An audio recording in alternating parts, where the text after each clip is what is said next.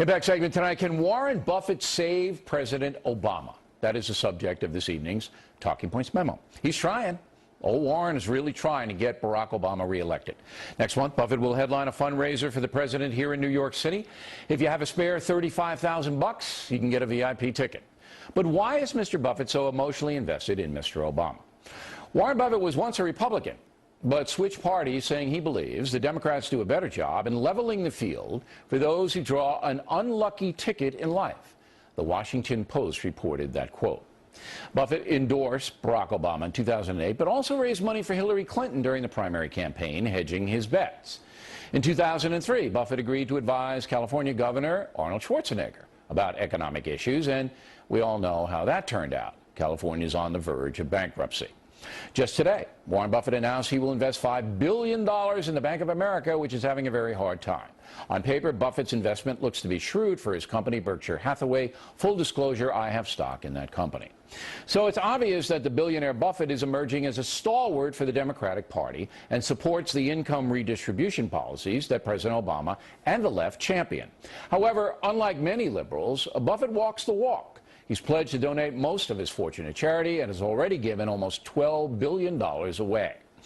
There's no question that Buffett is a brilliant businessman, and this is what makes the situation so confusing. Simply put, President Obama's economic policies have failed. His big government spending spree racked up record debt, and unemployment actually got worse. Mr. Obama's vision going forward is to level more taxation on the affluent and business owners, while his enthusiasm for spending cuts is muted, to say the least. Warren Buffett has to know that. Raising taxes on business people and big spending consumers during tough economic times is very risky.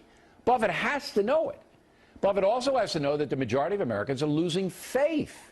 According to a new Rasmussen poll, just 14% of likely voters say the country's heading in the right direction.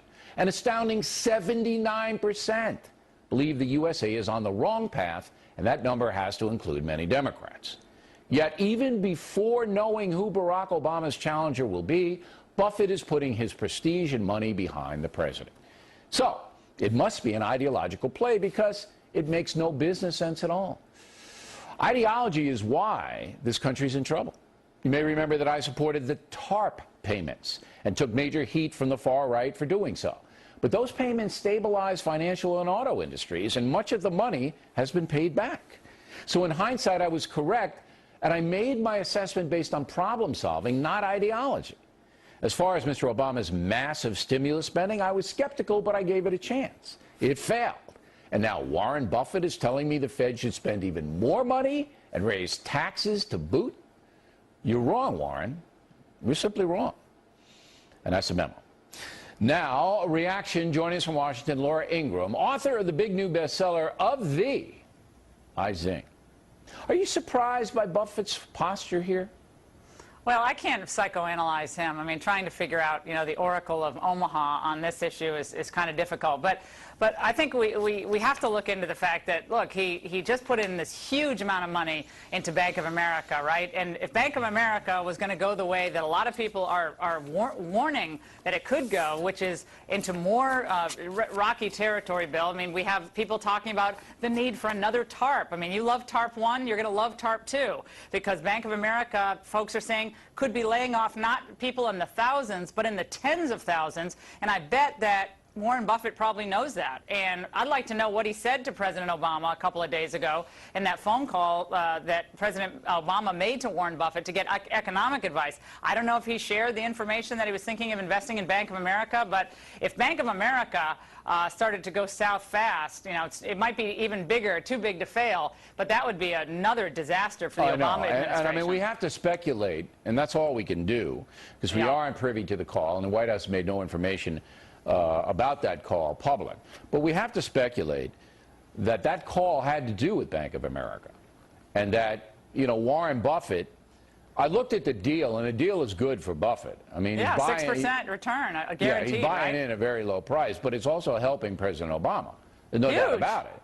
It's helping him out because, as you said, if BOA goes down, the stock market's going to drop another 600 points at least, and the world is going to go, you know what? It's out of control, and the American people are, that's it. If Bank of America or any company that large were to fold, that'd be it for Barack Obama. So Buffett becomes almost... He becomes the savior. I mean, and it's almost unelected power, right? I mean, and money buys power, and that's just a fact of life. And I'm not here to lecture about that. But remember, he made a really shrewd, really well-timed investment in Goldman Sachs at the end of 2008. He got that money paid back, before Obama came into office. It was just paid back earlier this year, and he also made a really handsome return on that money. So he has an enormous amount of power. I don't know. Maybe it's fun. It is kind of the end of his business life to wield this kind of power. It's different from being in the business world uniquely. So maybe he enjoys that. But Bill, on your TARP point, not that we're going to relitigate TARP here, but look, if TARP was such a success, and the IG, the Inspector General Neil Barofsky, said it wasn't a success because of the consumer and business loan aspect, just didn't bear out. But we shouldn't be in this trouble, right? Really, with Bank of America, if TARP was such a great success, and people are talking about TARP too. I think it goes company by company, but I believed President Bush when he got out there and said, look, if we don't do this, everything goes over the cliff and we have a depression. Now, I don't know. I mean, I'm not there counting the numbers, but I believed President Bush when he said it. I'm happy that the TARP money has been mostly repaid back. So I think I made the right call on that because I'm looking out for the folks here. GE got a lot of money.